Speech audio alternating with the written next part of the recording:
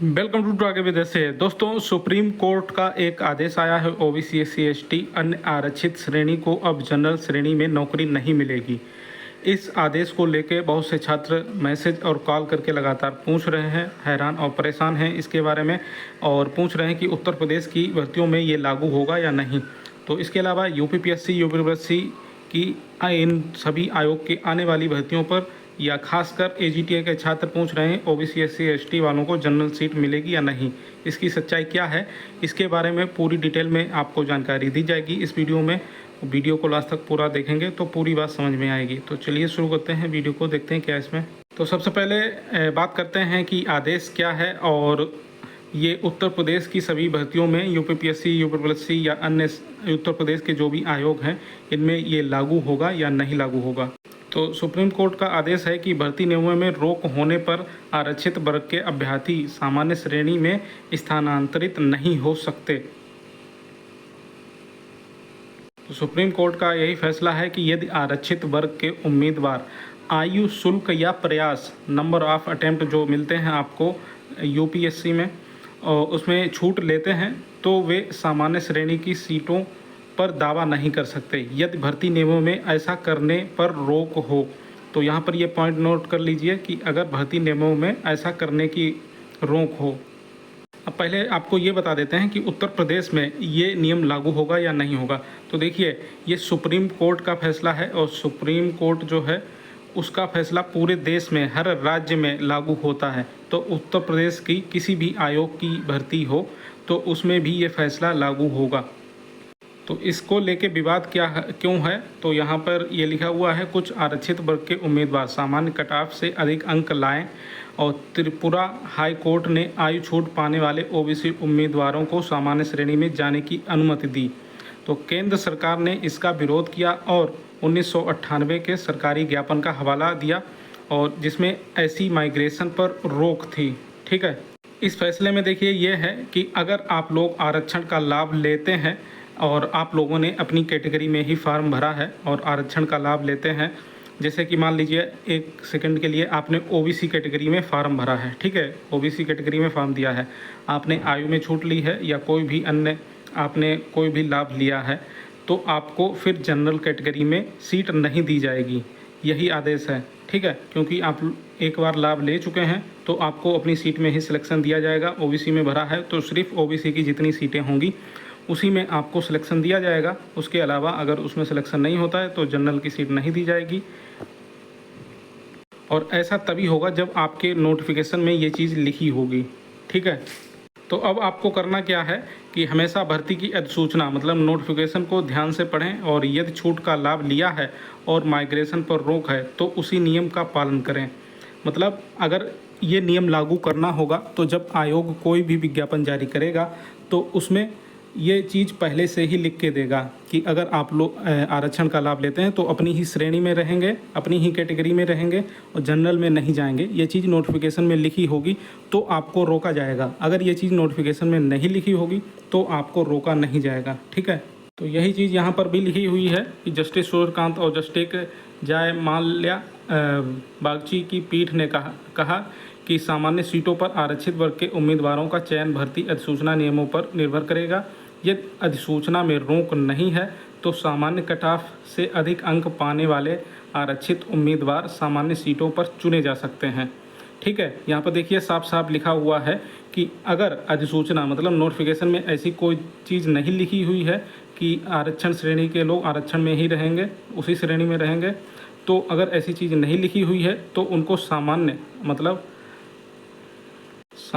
General seat में चुना जा सकता है। यहाँ पे साफ साफ लिखा हुआ है। और यदि अधिसूचना में रोक है तो छूट लेने वाले उम्मीदवार चाहे वे अधिक अंक ही क्यों ना लाएं, आरक्षित श्रेणी में ही रहेंगे। साफ साफ ये चीज़ यहाँ पे स्पष्ट लिखी हुई है।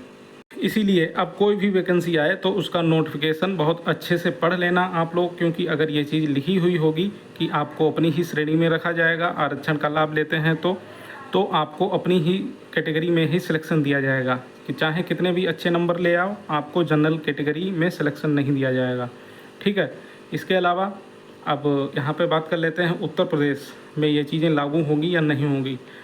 तो आपको जैसे अभी मैंने वीडियो के स्टार्टिंग में ही बता दिया था कि सुप्रीम कोर्ट का फैसला जो है ऑल इंडिया में लागू होता है, चाहे आप किसी भी स्टेट को हों, आपको सुप्रीम कोर्ट के फैसले का जो भी आदेश होगा उसका पालन करना होगा। ठीक है, तो उत्तर प्रदेश के जो भी आयोग हैं, जहाँ से भी वैकेंसी आती है, चाहे वो यूपीपीएससी हो या यूपीएससी हो या फिर आपका शिक्षा सेवा चयन आयोग हो या कोई भी उत्तर प्रदेश का आयोग हो, तो कोई भी वैकेंसी आती है, अगर उसके नोटिफिकेशन में ये चीज़ लिखी होगी तो आप लोगों को इसी चीज़ में मतलब आपको अपनी ही श्रेणी में, अपनी ही कैटेगरी में सिलेक्शन दिया जाएगा और जनरल कैटेगरी में सिलेक्शन नहीं दिया जाएगा।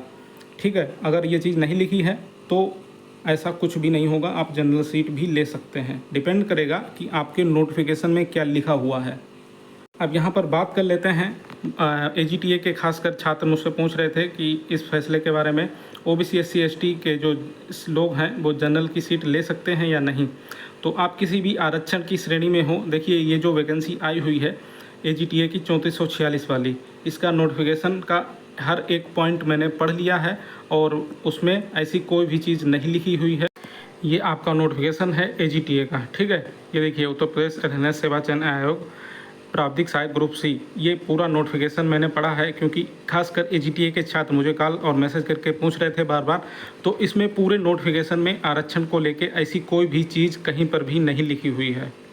तो इसमें ऐसा कोई भी चीज़ नहीं लिखी हुई है।